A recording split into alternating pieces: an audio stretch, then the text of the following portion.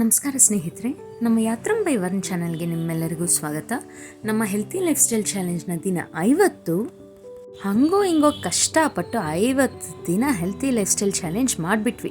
ಇವತ್ತು ಬೆಳಗ್ಗೆ 5:15 ಗೆದ್ವಿ. ಎದ್ದಿದ್ದೆ ನೀರು ಕುಡಿದ್ವಿ. ಕಂಪಲ್ಸರಿಯಾಗಿ ಪ್ರತಿದಿನ ಬೆಳಗ್ಗೆ ಎದ್ದು ನೀರು ಕುಡಿಯೋದು ನಮಗೆ ಅಭ್ಯಾಸ ಆಗೋಯ್ತು. ಇನ್ನು 50 ದಿನದಲ್ಲಿ ಕೆಲಸ ಮಾಡ್ತಾನೆ ನಮ್ಮ ರೆಗ್ಯುಲರ್ ರೊಟೀನ್ನ ಮಿಸ್ ಮಾಡ್ದಿರಾ ಕಂಪಲ್ಸರಿಯಾಗಿ ಫಾಲೋ ಮಾಡ್ತಾಯಿದ್ದೀವಿ. ಇದು ಹೆಲ್ತಿ ಅಂತ ಗೊತ್ತಾದ ಮೇಲೆ ನಾವು ಪ್ರತಿಯೊಂದು ವಿಷಯನೂ ಆದಷ್ಟು ಕೇರ್ಫುಲ್ಲಾಗಿ ಮಿಸ್ ಮಾಡ್ದಿರ ಮಾಡ್ಕೊಳ್ತಾ ಇದ್ದೀವಿ.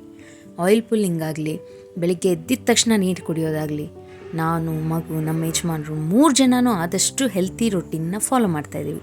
ಈ 50 ದಿನದಲ್ಲಿ ಇದು ಆಲ್ಮೋಸ್ಟ್ ನಮ್ಮ ಲೈಫ್ ಸ್ಟೈಲಲ್ಲಿ ಭಾಗ ಆಗೋಯ್ತು. ಮತ್ತಷ್ಟು ಚೇಂಜಸ್ ಮಾಡ್ಕೊಳ್ತಾ ಇದ್ದೀವಿ. ಬ್ರಷ್ ಮಾಡಿಕೊಂಡು ಅದಾದಮೇಲೆ ಇವತ್ತು ವಾರ್ಮಪ್ ಮಾಡೋಕ್ಕಾಗಲಿಲ್ಲ, ತುಂಬ ಬ್ಯುಸಿ ಇದ್ವಿ.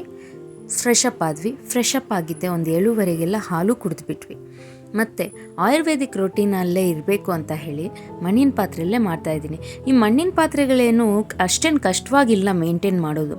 ಹೌದು, ಸ್ವಲ್ಪ ಜೋರಾಗಿ ಏಟ್ ಬಿದ್ದರೆ ಮುರಿಯುತ್ತೆ ಅಂತನೋ ಬಿಡುತ್ತೆ ಅಂತನೋ ಹಿಂಗೇನಾದರೂ ಇರ್ಬೋದು. ಆದರೆ ಕ್ಲೀನ್ ಮಾಡೋದೇನು ಕಷ್ಟ ಏನಿಲ್ಲ. ತಳ ಹಿಡಿದ್ರೆ ಮಾತ್ರ ಕಷ್ಟ ಆಗೋದು. ಒಂದು 2:15 ರೈಸ್ ಬಾತ್ ಮಾಡಿದೆ.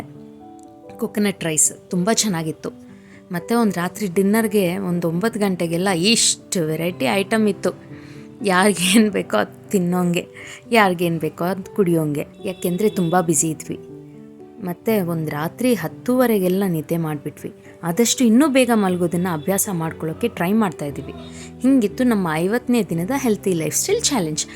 ಮತ್ತಷ್ಟು ಹೆಲ್ತಿ ಹ್ಯಾಬಿಟ್ಸ್ಗಾಗಿ ನಮ್ಮ ಯಾತ್ರಂ ಬೈ ವರ್ನ್ ಚಾನಲ್ಗೆ ಸಬ್ಸ್ಕ್ರೈಬ್ ಆಗಿ. ಧನ್ಯವಾದಗಳು.